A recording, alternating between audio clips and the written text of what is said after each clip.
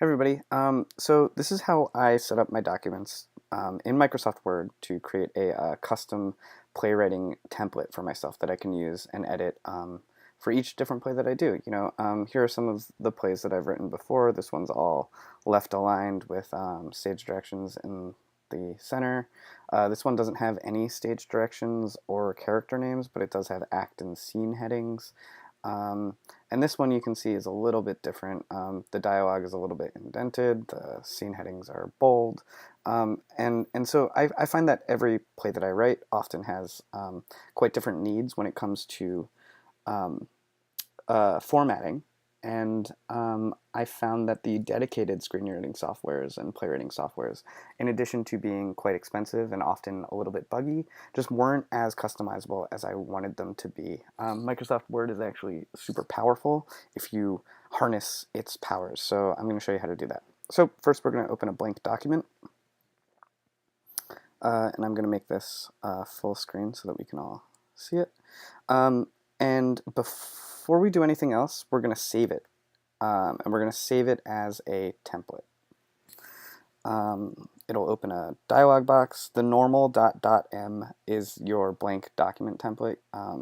We're going to save this as custom playwriting template.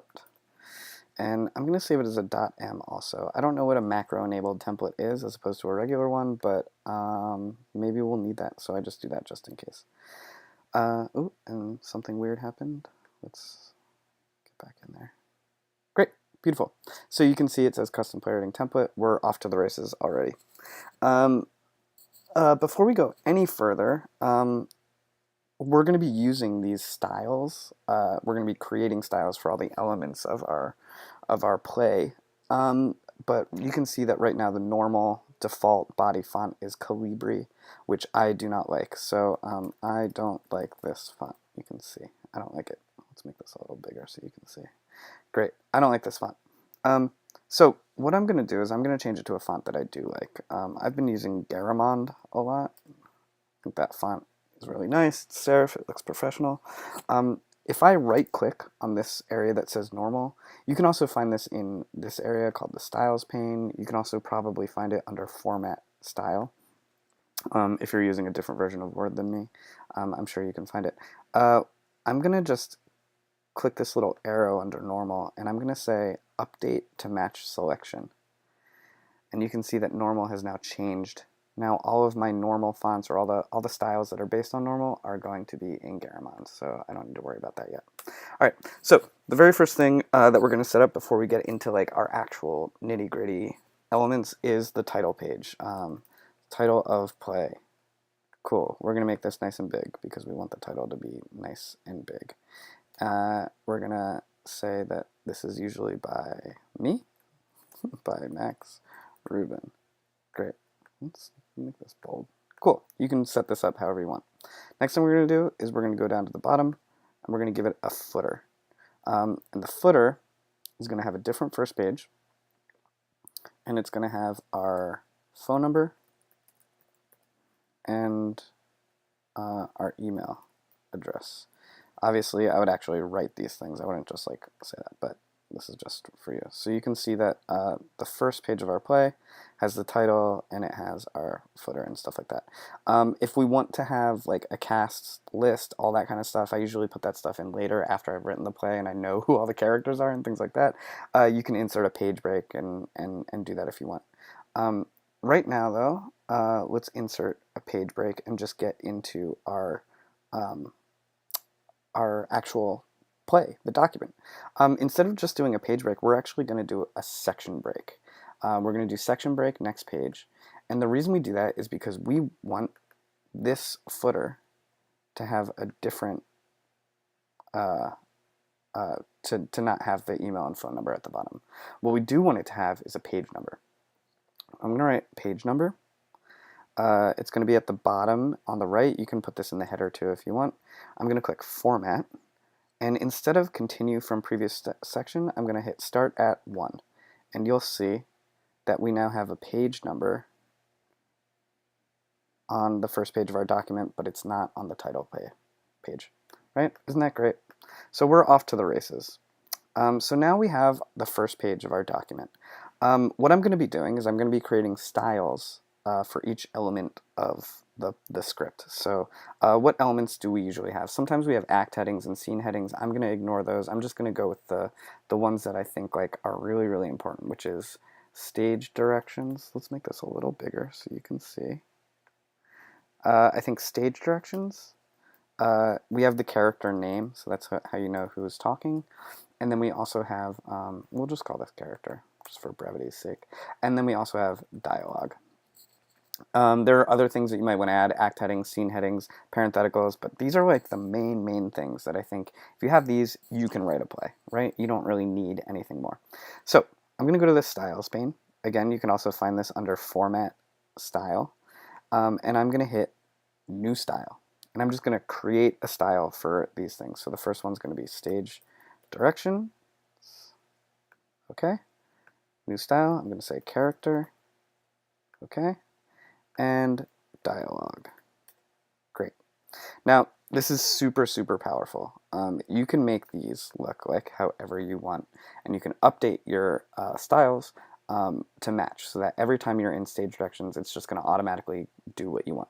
So we can do this a number of ways. I'm going to show you the first way, which is just to modify the style.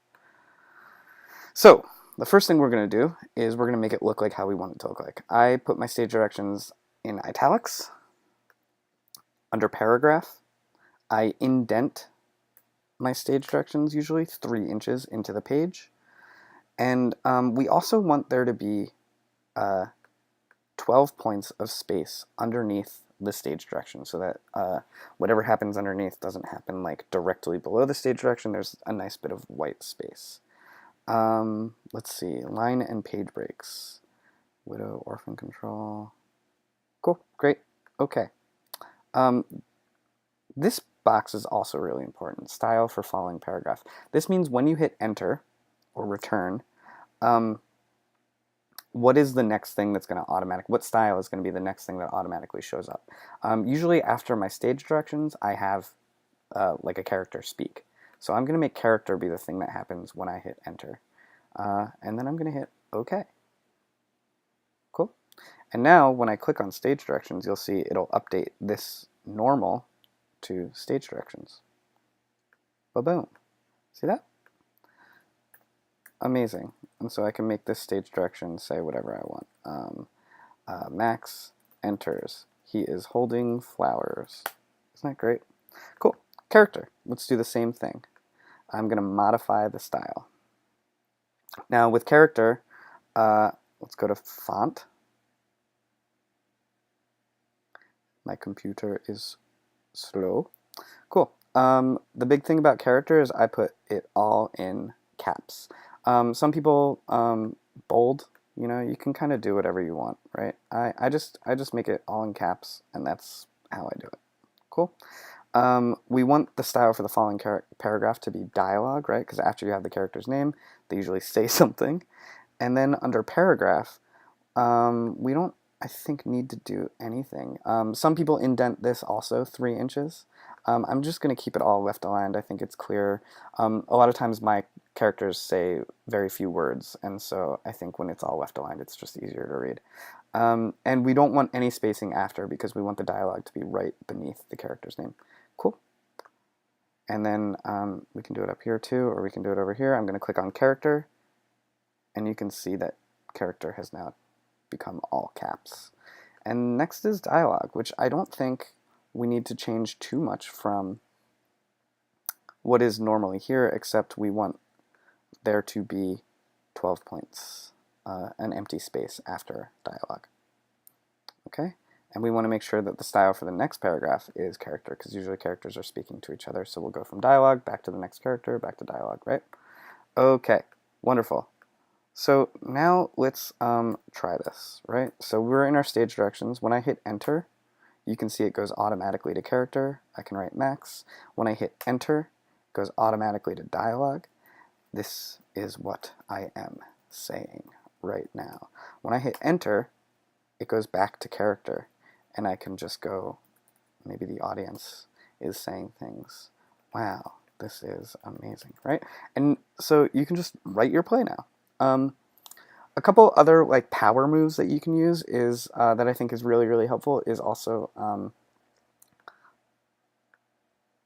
keyboard shortcuts. So you can see that if you go to Format Shortcut Key, you can also give all of these styles a new keyboard shortcut. You'll save the changes right in the template. So maybe my stage directions, I want it to be Command 3. So I'll hit Command 3, I'll say Assign, hit OK, OK. So now, when I hit Enter from Dialog, you can see that it goes to Character. If I press Command 3, you can see that it goes to, wow, Stage Directions. Very cool. Cool. And that's it. So you can do a lot of things with this, right? You can create scene headings and act headings. You can, I'll just show you some of the options. You can make sure that, like a scene heading, for instance, has a page break before, so that it always starts at a new page. You can do a ton of things automatically and then set it and forget it. So when I save this, I've now created a custom playwriting template that now when I go to File, New from Template, you can see the custom playwriting template is right here. I could click on it and all of a sudden I'm in you know, a document that I can edit and save as a play. That is it. I hope this was helpful.